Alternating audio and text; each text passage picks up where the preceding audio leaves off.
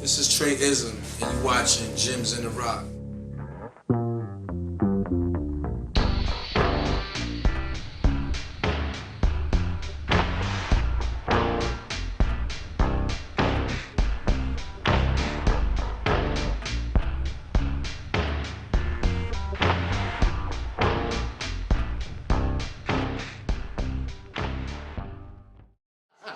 Right. You know what I'm saying? It's just everything that is New York.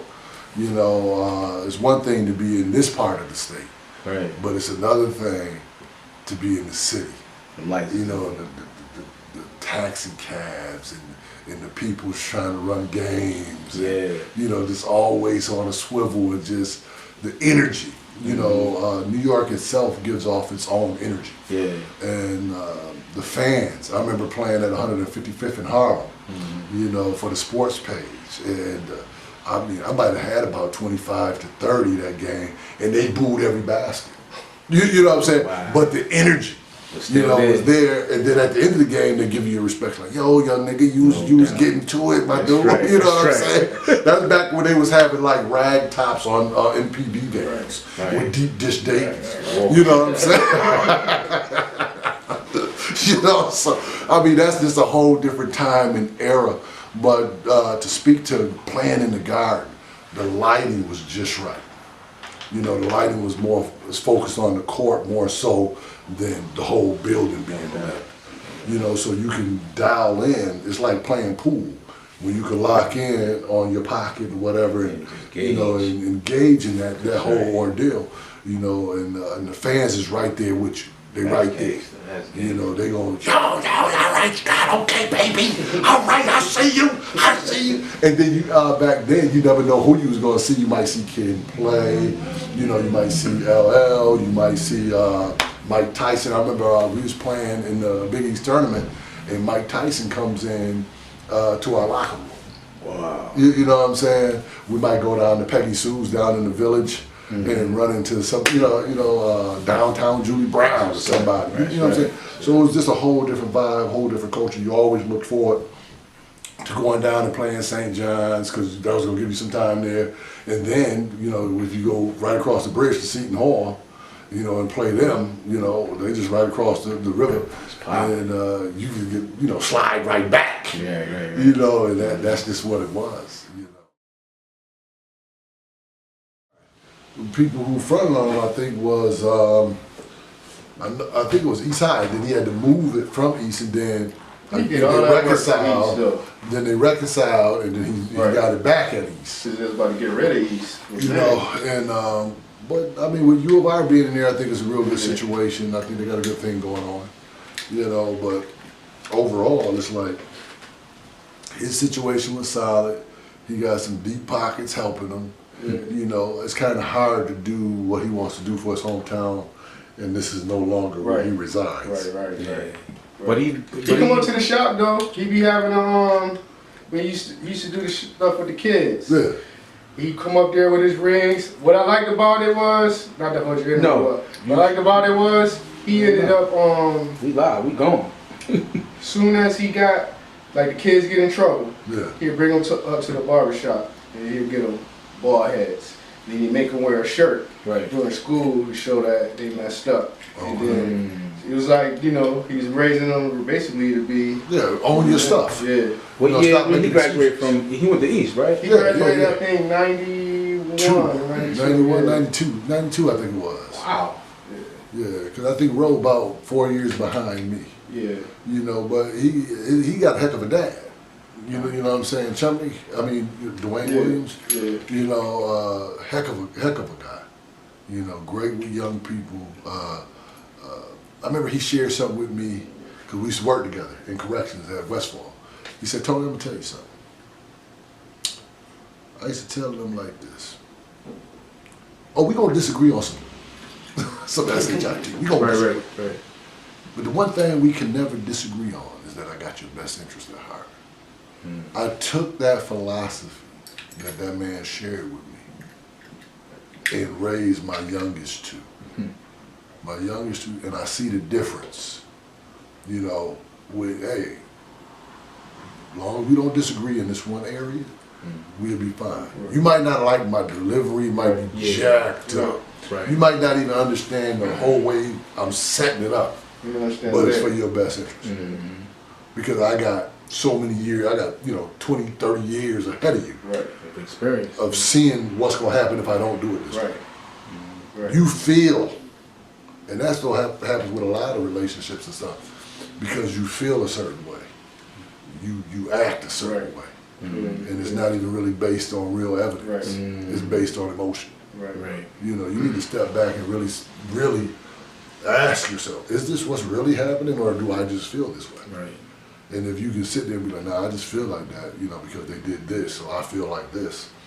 Stop making choices off of emotions. Right. I no longer do that. Right. Well, salute to Roland. I wish, saying him the best as well. I'm glad that he took the time to, come back to his hometown and just any little bit helps, I think. Yeah, real good brother. Real good When brother. you try to engage and stuff and whatnot. I got one more little segment, what have you. You got some pictures, what have you.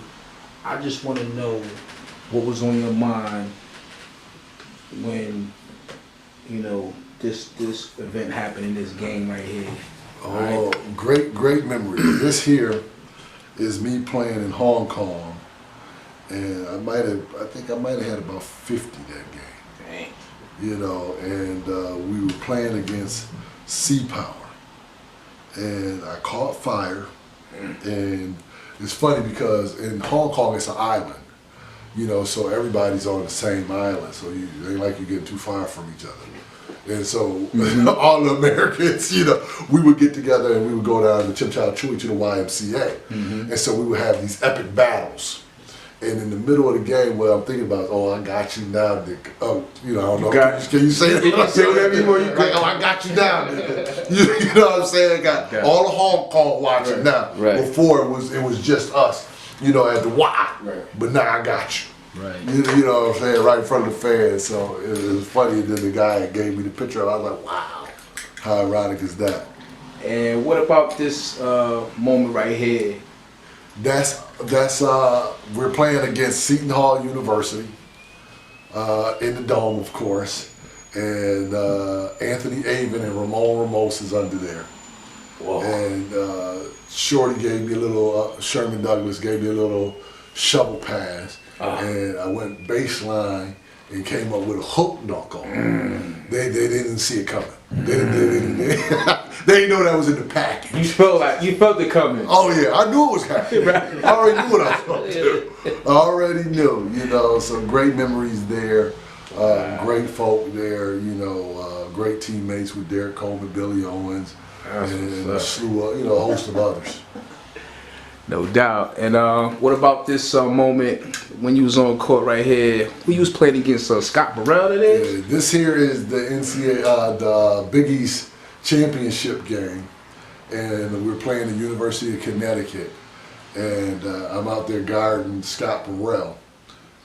We ended up winning. I got the ring to prove it. Wow. You Okay. know, No doubt. what I'm saying? Prove that, right? And somebody gave me the picture, which was in Sports Illustrated, and I just framed it. I was like, oh wow. So it was a picture that was in SI that brought back some good, some good memories of people saying, T. Scott, you don't play no D. I'm like, the proof is right here on the photo. At least that, I was playing D for that moment. I just tried to play containment. You know what I'm saying? So that's about it. I ain't trying to shut you down. Appreciate it. Thanks, man. Thanks. Gyms in the Rock. We holding it down with your boy Tony Scott. Giving us some throwback stories with some classic pictures from, his journey from basketball. Once again, glad to have you. Salute. Watch is still watch. You know what I'm saying? It is what it is out here. Make sure you, tighten up your game if you need to tighten up your game. Get that information. You hear from one of the best that been doing it in the Rock. And we're going to sign off right about now. And can I say one thing before you sign off? Sure, you can, bro. What you Young got? people who might be watching this, if you want something different, do something different. Because what you are unwilling to do, somebody else is willing to do.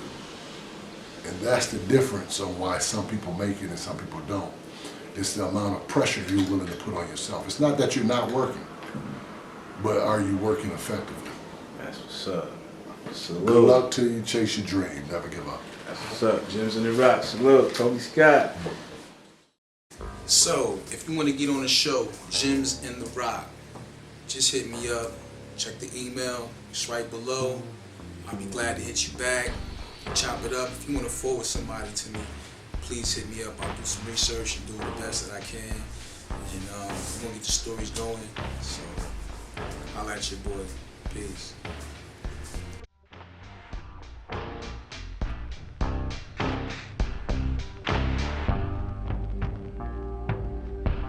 Well, I want to thank you for, sitting down, chopping it up. We definitely got to have you back, just to pick your brain and give you more insight with this basketball scene in the Rock Town. You watching Gyms in the Rock with your boy, Tony Scott. Salute.